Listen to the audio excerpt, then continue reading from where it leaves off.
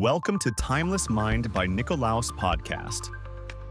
Each week, we explore powerful ideas from the past to help you think deeper, live clearer, and lead yourself well.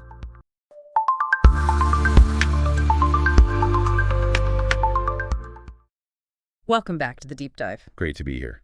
So today we're diving into something pretty universal, I think. This whole quest for purpose, for meaning, and how it's almost never, straightforward. Right. It's usually winding, challenging. Definitely. Have you ever had that feeling like you're charting a course, clear destination in mind, maybe? Yeah, absolutely. And then you realize the real challenge isn't the weather, the external stuff. It's the voyage itself, the internal battle. That hits home, yeah.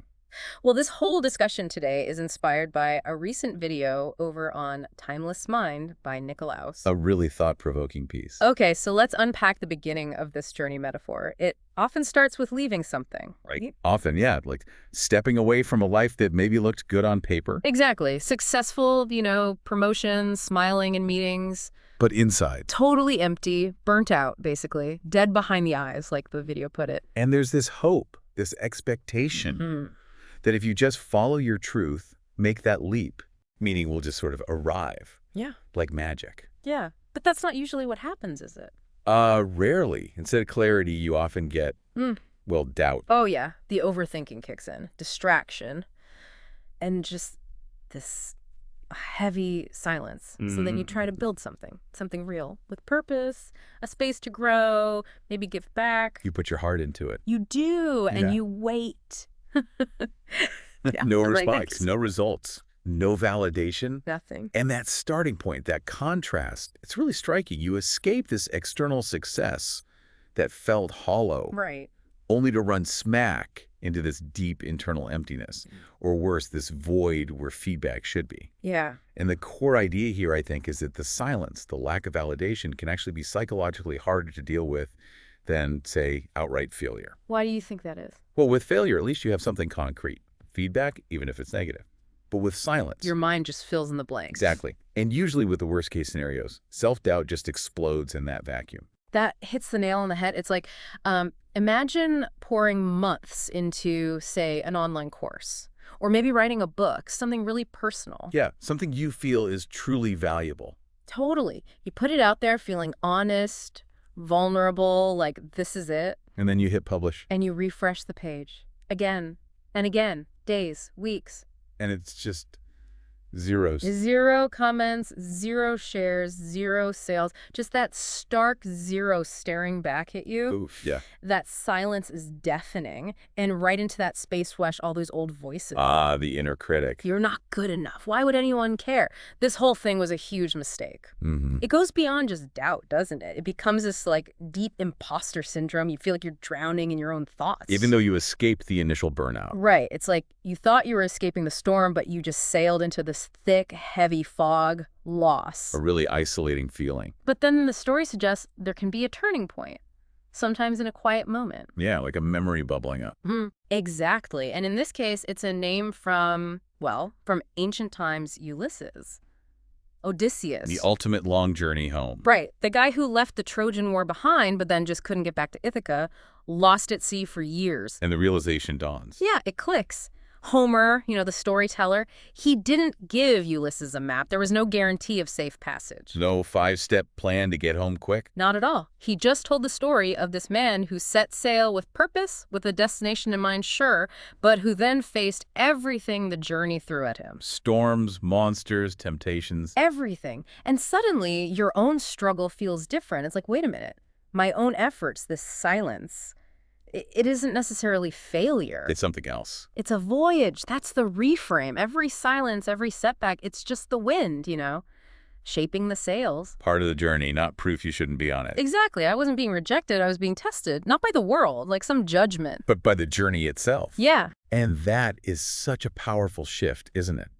Taking an ancient narrative like the Odyssey and seeing how it reframes our own very modern struggles. It really is. Because when you embrace that idea, I'm being tested by the journey, it completely changes how you see obstacles. They're not personal failings anymore. No, they become navigational challenges, necessary parts of the process. It flips the internal script from, I'm not good enough, to something more like, well, heroic perseverance. Like you're the protagonist in your own epic journey. Precisely. Resilience itself becomes part of the purpose, part of the meaning. Okay, but here's where it gets maybe even trickier. You adopt this new perspective, you feel empowered. Ready to face the tests. Right, and then new voices appear. But they're different. How so? They're not attacking you like the old doubts, they're seductive. Ah, interesting. They whisper things like, hey, make it faster, make it simpler, just do what works. The lure of the shortcut, the easy way. Totally. It's the promise of quick growth, instant success. It's like, 1,000 experts suddenly shouting advice, selling certainty. We see that everywhere today, don't we? Oh, yeah. Scroll through social media for 5 minutes. Right. The gurus promising the secret formula. Achieve your dreams in 30 days. Scale your business to 6 figures overnight. Just buy my course. It's relentless. And it reminds me of the sirens in Ulysses' story. Their song was beautiful, wasn't it? Intoxicating. But it was a trap, designed to lure sailors to their doom. Exactly. Because those modern sirens, those gurus, they don't know your story. They don't know you, Ithaca, your unique purpose. They're selling a generic map. Yeah, and for a moment you listen. You start to doubt your own intuition again. Maybe they are right. Maybe I should just follow the formula. Should I stop trying to figure things out, stop thinking so deeply, and just, copy-paste their plan? It's tempting. It really is. But something feels off. Like that song, it's too sweet, too easy. It doesn't resonate with the journey you've been on. Because the goal wasn't just speed. No, the goal was depth, authenticity. So you have to make a choice. Turn down the volume on those sirens. And keep sailing your own course. Keep sailing. Not towards their idea of validation, not towards shortcuts, but towards something that feels real and true for you. Even if it's slower. Even if it's harder. Especially then, maybe. Okay, so you resist the sirens. Mm-hmm. What comes next on this metaphorical voyage? Well, sometimes, after battling storms and resisting temptation, you find an island. A place to rest. It seems like it, at first. No storms, no obvious monsters, just comfort.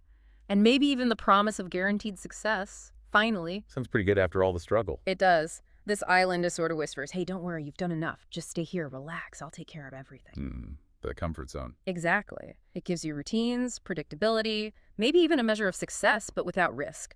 Stability, but maybe without deep meaning. And nobody pushes you there. No challenges, no tough questions. They just want you to stay put. Enjoy the easy life. And slowly, almost without noticing, You start to forget. You stop building. You stop thinking deeply. You stop striving for that original purpose. you tell yourself you're just recovering or taking a break. Right. But are you? Yeah. Or are you just drifting? It's like Ulysses' men on the island of the Lotus Eaters. Yeah. They ate the lotus fruit. And they forgot everything, forgot their homes, their mission, why they were sailing in the first place.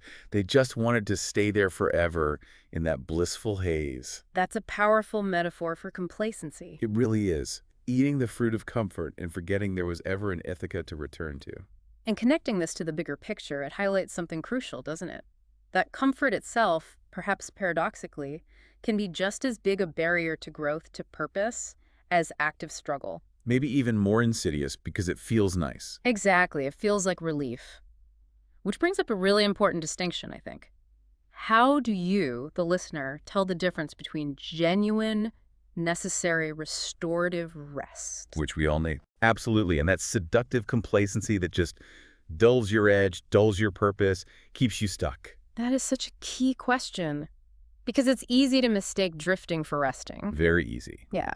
And that's when the quiet fear can creep back in, even on the comfortable island. Yeah, that little voice saying, maybe I wasn't actually meant to finish this journey. Maybe I aimed too high. Maybe I chose the wrong Ithaca all along. Doubt finds a way, even in comfort. It does. But then maybe something shakes you awake. You realize you're in a fog. The lotus effect wears off. Hopefully, you shake it off, leave the island, feeling clear again, hungry to get back to it, to rebuild. Okay, new resolve. You think, okay, this time I'll do it right. You plan meticulously, prepare, you start strong. You've learned from the past. You think you have. But Great. then, almost predictably, it comes back. The fog. The fog, the resistance, those old habits just pulling you sideways again, the same old struggles reappear. That's frustrating. Incredibly. So you try again, and maybe again. But each attempt feels, I don't know, a little shorter. Each recovery takes a little longer. The cycle repeats, but maybe diminishes. Yeah. And you start to question yourself on a deeper level. Am I really committed to this? Or am I just kind of addicted to the idea of trying, the drama of the struggle? That's a tough thought. The overthinking comes roaring back. Doubt settles in again, heavy. So is that the end of the story, just cycles of trying and getting stuck? It could be, but the narrative offers another turn. Maybe in your quietest moment when you feel most lost. Yeah. Something shifts. But it's not like loud advice or motivation this time. It's quieter. What is it? It's like a memory, or maybe just a feeling, a voice from long ago. But it's not there to guide you or promise you anything. Okay. It's just telling stories. Stories of other sailors who wondered if they were lost. Stories of storms that kept coming back. Stories of people who failed, who wept. Right. But they still kept rowing. It's like Homer himself, not shouting instructions, but just whispering through time. And the realization. The realization is that those ancient stories, the Odyssey included, they weren't really about success in the way we think about it now. Not about the guaranteed happy ending. No. They were about survival, about endurance, about finding meaning in the motion, in the struggle itself, not just in finally arriving at the destination. Meaning in the persistence. Yes. And Yeah. in that moment, you realize, wow, I'm not alone in this feeling. This struggle isn't unique to me. It's ancient. It's human. Exactly. You're part of this long, long line of people who have faced the wind and the waves and the doubts and just kept going. That's a profound shift. Moving from seeking guarantees, seeking external validation, Which never fully satisfies anyway. to simply embracing this timeless human condition of perseverance, finding solidarity in the struggle. Yeah. And the real insight there, the takeaway, is that meaning isn't just waiting for you at the finish line. It's woven into the fabric of the ongoing effort itself. Rowing, the rowing, which really invites you, the listener, to think. What does it mean for your unique journey to find purpose, not just in reaching your Ithaca, but in the persistent day-to-day act of simply showing up, of trying? Regardless of the immediate results. Exactly. It kind of frees you from needing that constant external proof, doesn't it? It really does. So you find you don't need the guarantees anymore. You stop waiting for proof that it's all going to work out perfectly. You let go of that need for certainty. You just listen to that quieter inner wisdom, maybe to those ancient whispers. And you just keep rowing. Not because you suddenly have all the answers. Definitely not. But because your story feels worth continuing, even with the uncertainties. There's an intrinsic value in the process itself. Right. So you begin again, maybe, but differently this time, more deliberately. Not with frantic urgency, perhaps. No, not urgency, just direction. Clarity about the why, even if the how is still unfolding. You don't feel the need to prove anything to anyone anymore. The focus shifts inward. Yeah, you just need to stay in motion, stay aligned with whatever feels true for you. Every question you ask, every little experiment, every small step. It's not about speed or impressing others. It's about the process of becoming. Staying awake to the journey itself, sailing with your eyes open. The storms will still come, presumably. Oh, for sure. The doubts will still whisper now and then, but they don't define the journey anymore. They're just weather. Part of the scenery you sail through. Exactly. You've made a conscious choice. I'm not trying to arrive quickly. I'm trying to arrive truthfully. Authentically. Yeah, because you realize, Ithaca, that goal, that destination you were so fixated on. It wasn't the ultimate reward. It never was. That was the misconception. The real reward was who you were becoming because you didn't stop sailing, because you faced the tests and kept going. The journey shaped you. Profoundly. So, in a way, you realize you were already home. How so? Because home, that place of true purpose, isn't just a destination you arrive at. It's the conscious choice every day to keep sailing towards what matters. Meaning is in the continued choosing, the continued motion. That's the heart of it. And, we explore these kinds of profound ideas, these timeless themes, much further on our YouTube channel, Timeless Mind by Nikolaus. Definitely worth checking out for more on this. So wrapping up this deep dive, the core message seems to be that this journey towards purpose, it's really less about finally reaching some fixed point on the map. Getting the certificate, the title, the endpoint. Right. And it's much more about the continuous act of sailing. Embracing the challenges, resisting those tempting shortcuts, or those comfortable but ultimately deadening islands. The sirens and the lotus eater. Exactly. And recognizing that the real reward, the true transformation, happens in that persistent, truthful motion. It's the person you become along the way. Well said. The becoming is the destination, in a sense. Yeah, I like that. So maybe a final thought for everyone listening. What is your Ithaca? What's that meaningful destination or direction for you? And maybe more importantly, looking at today.